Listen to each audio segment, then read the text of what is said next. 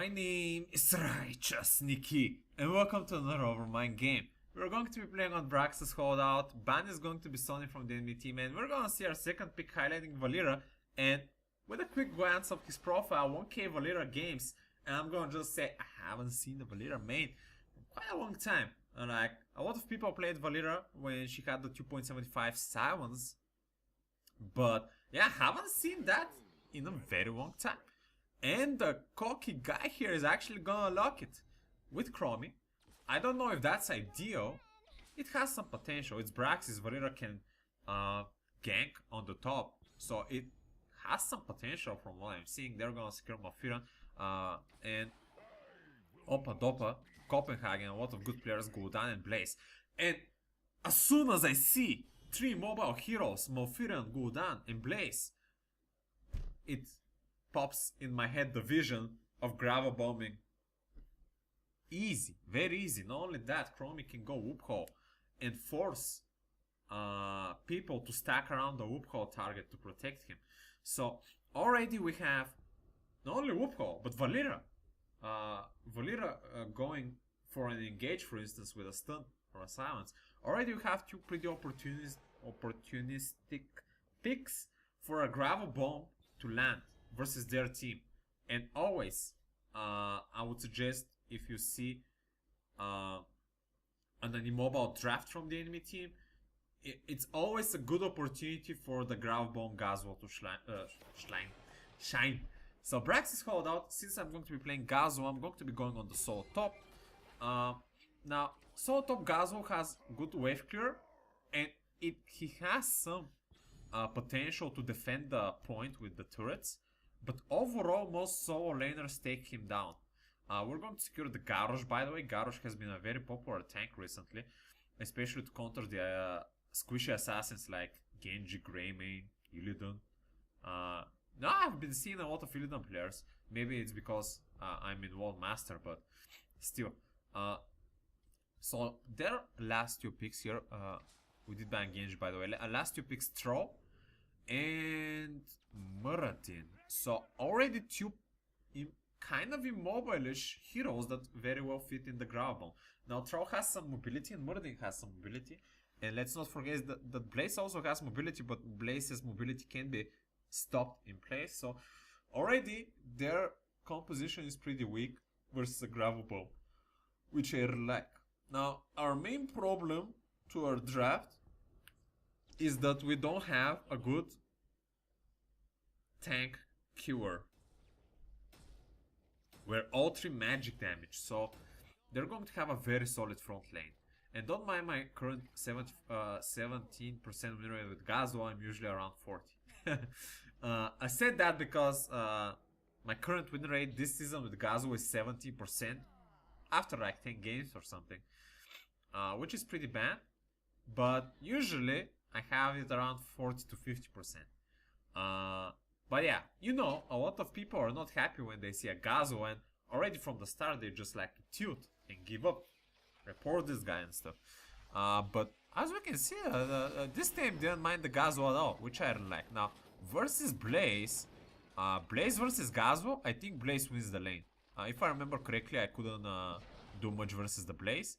What I like to do with the grab bomb Gazlowe, you know, I go for the Scrap-O-Matic Smelter, the level 1 talent. It gives me mana efficiency quite a lot, so I can destroy a turret. Now, what you need to know about the Gazlowe passive, when you scrap a turret, you get 30 mana, and with the Scrap-O-Matic Smelter level 1, that scrap gives you 60 mana. So the Q spell, the turret spell, costs 70 mana. So if you just destroy turrets and get the mana back, you're just gonna waste 10 mana, which is nothing compared to getting the huge cooldown reduction. So you can just keep destroying turrets and keep getting cooldown reduction with the level 1 talent to just easily, very easily, depush the lane, as you can see. Just one laser, one bomb, couple of auto attacks, couple of turret shots, and the lane is cleared. So this way I'm just gonna keep putting non-stop pressure on Blaze for him to clear the lane. And as well as that, I'm just gonna keep healthy. I'm gonna stay healthy on mana most of the time.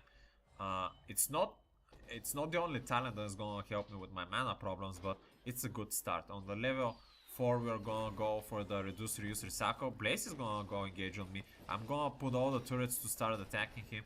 Now I shouldn't be staying that much in the fire there, but I just wanted to force him to take a bit more auto attack damage from auto attacks as well, because he was taking already turret damage.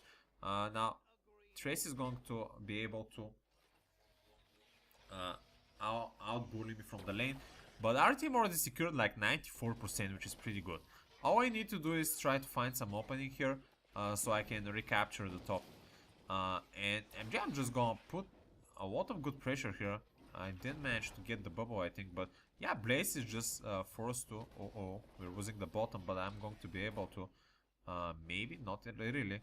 Despite that Blaze is a bit more on HP than me, he still can outvalue me very easily 1v1. Like with the Mage Gazlowe, which I am playing, you really need to know when to keep a distance and when you can actually go in to throw some extra auto attack damage. So this case, I'm probably gonna die here actually. Yep. This was a bad case where I actually went greedy for the bubble, and yeah, we're gonna lose quite a lot. We lost Valera on the bottom, so yeah, man. We're gonna lose the objective. I checked some of the talents of Blaze. He went for the auto attack speed, which increases his mobility and wave clear. And yeah, that's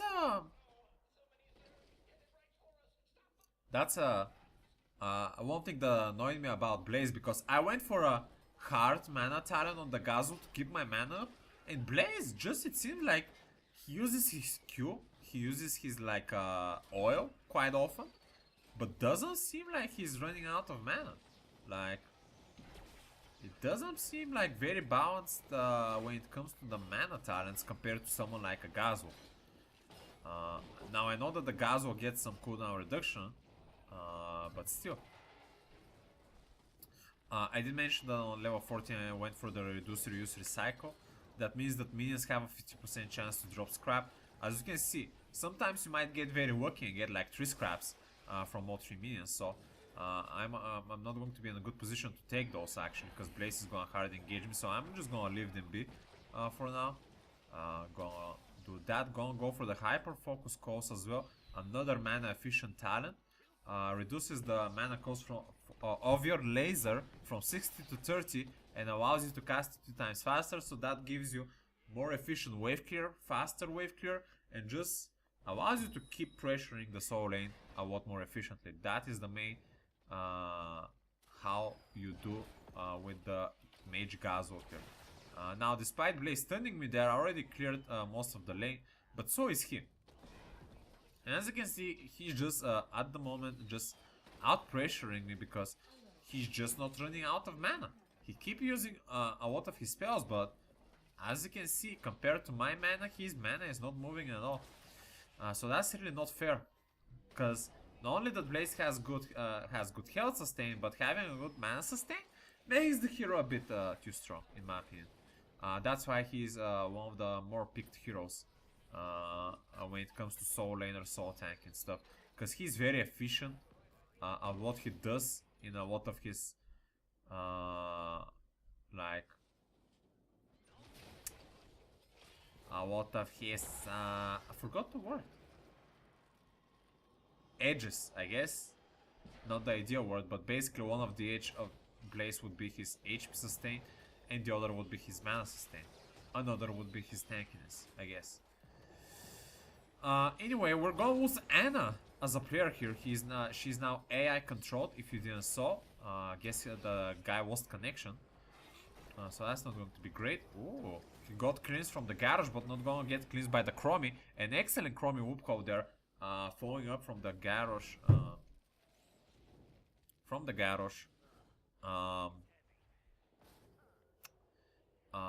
Combo there. I did report to this guy, by the way, for rage quit. Now, maybe that was a bit too much. But I wasn't sure, because he didn't say anything, I think, during the draft or in game. So I would assume that maybe since we were losing a bit more, like level 10 and stuff, that maybe and having very strange heroes like Valera and Gazlowe and like solo frontline Garrosh, that maybe he had a bit more than he wanted to from this game. So I'd assume that maybe one of the reasons that he's not in the game was maybe he just decided to leave, not an internet problem.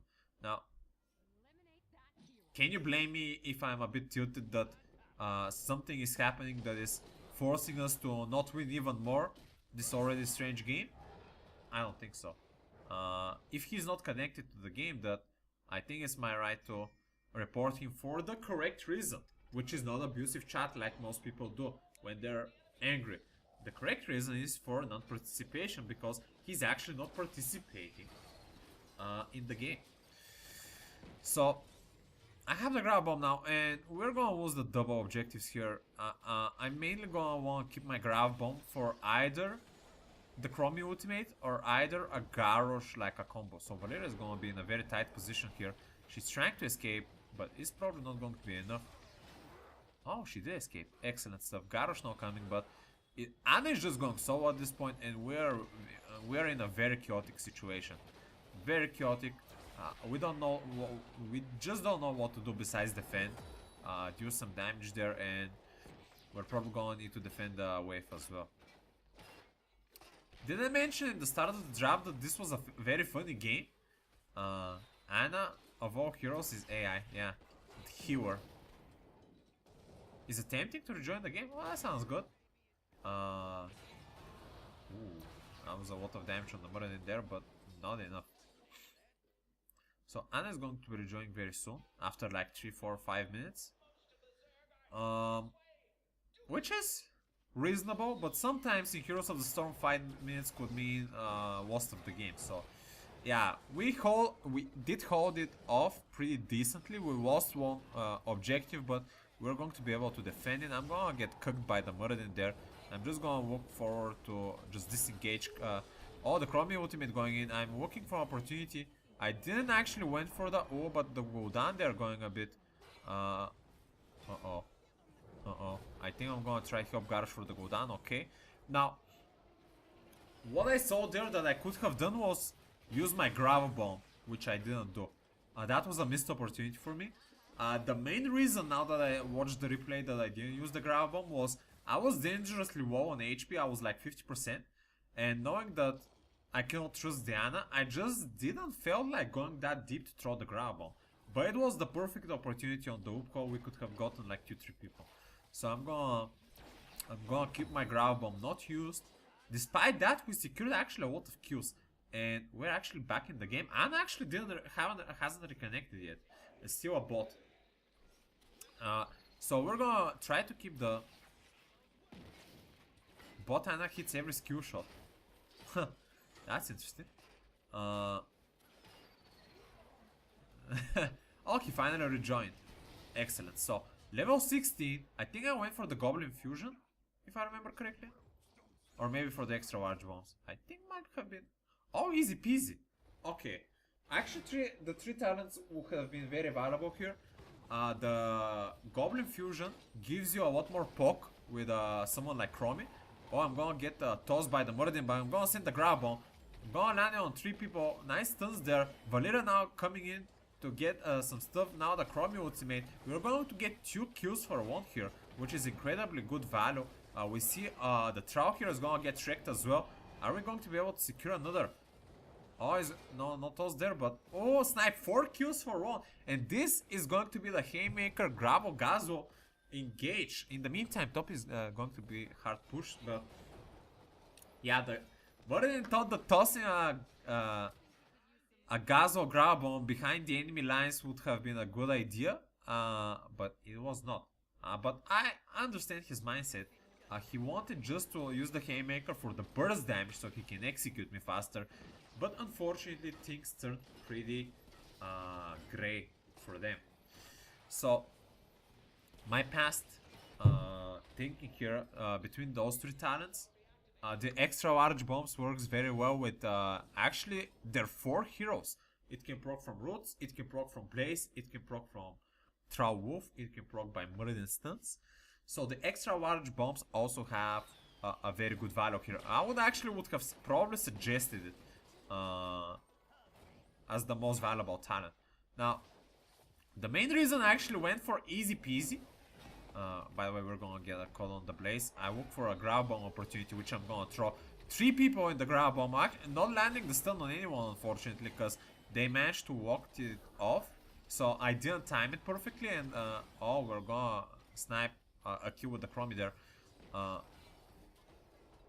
We are pretty well, but we have the number advantage, so we're going to be able to put some pressure.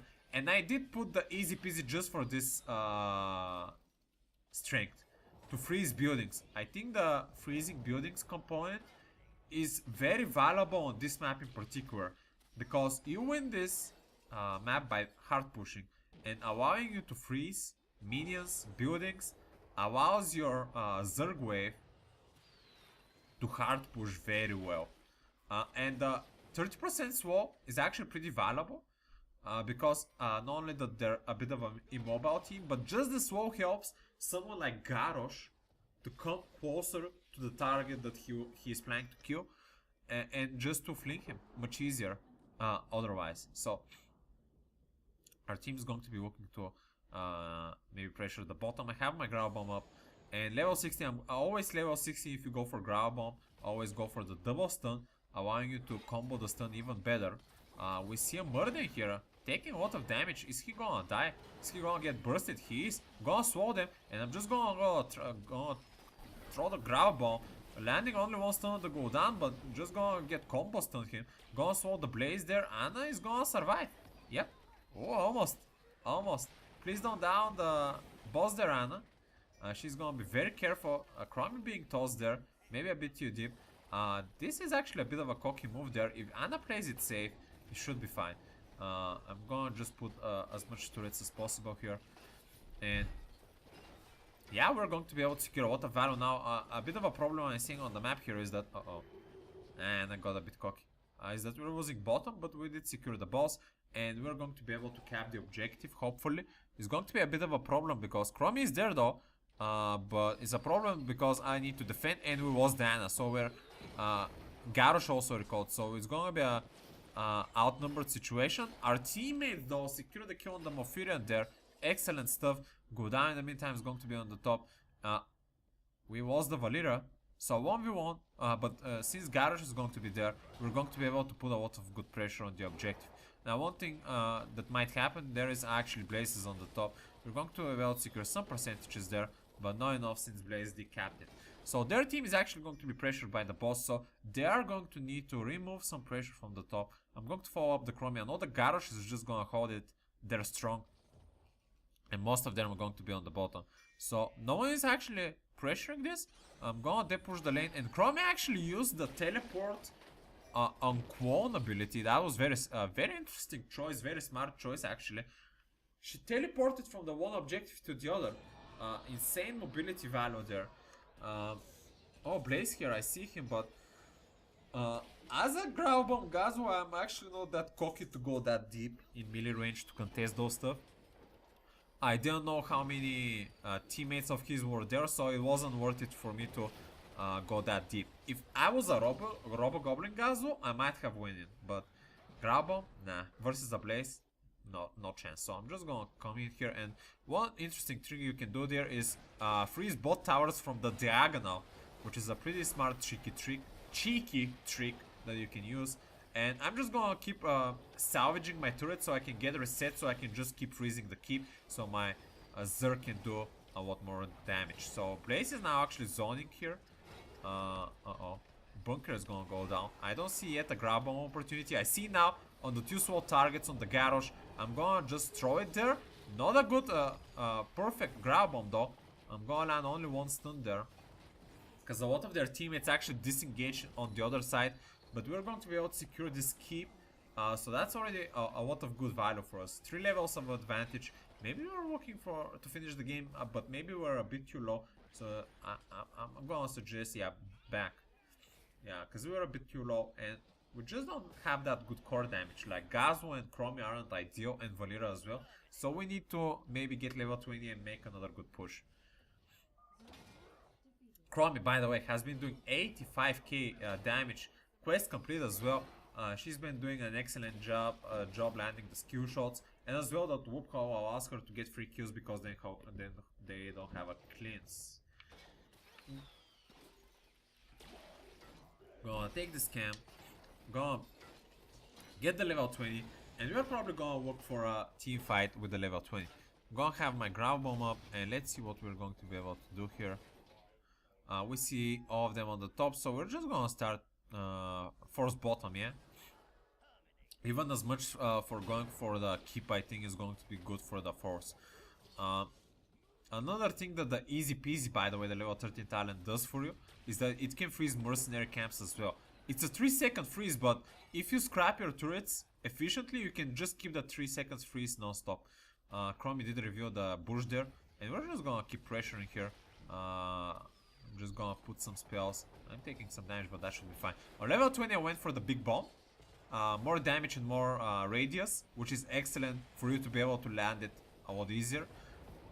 And more people, so I always go that most of the times with a growl bomb. When I go growl bomb. Oh, insane throw by the Garrosh, and now the Whoop Call going in. Gonna throw the growl bomb. Actually, Muradin survived because of the bunker, but Malfurion is gonna get dispositioned in this situation. Valeria now taking a lot of damage. I'm getting spammed in Facebook for some reason. Valeria is somehow going to survive. Excellent job, no man dead. Oh, another good snipe by the Chromie. I'm just gonna swallow the Muradin. He's gonna get stunned me there by my bomb. I didn't even know that that was possible. Look, level 24 man dead from their team, and we're just gonna look to finish this game. We're just gonna keep freezing the keep here. I just need to get a bit more scrap so I can freeze it one more time. Gonna do for the small damage so I can just get the freeze. And can we finish this game here? 5 men alive versus only Blaze. We should be able to do that. Only Malfurion coming in very soon. I'm actually gonna push the fountain here so we can get the minion damage as well. And I'm just gonna start putting turrets around it. Core going extremely low. Gonna get nano boosted. Just gonna start tossing spells, I guess. Grab bomb in as well. And this is going to be game. What a very fun game, guys. Very fun draft. Very well executed by the other players. Chromie, Garrosh, Valeria, very well played. And yeah, I just realized that Anna came back to the game. 0 deaths. Yeah. So that, guys, is going to be a Gazlowe Overmind game. I thought it was a pretty funny, interesting game for you, for me to showcase you guys. So yeah, that's going to be everything from me from today. Thank you for watching, and until next time, stay righteous.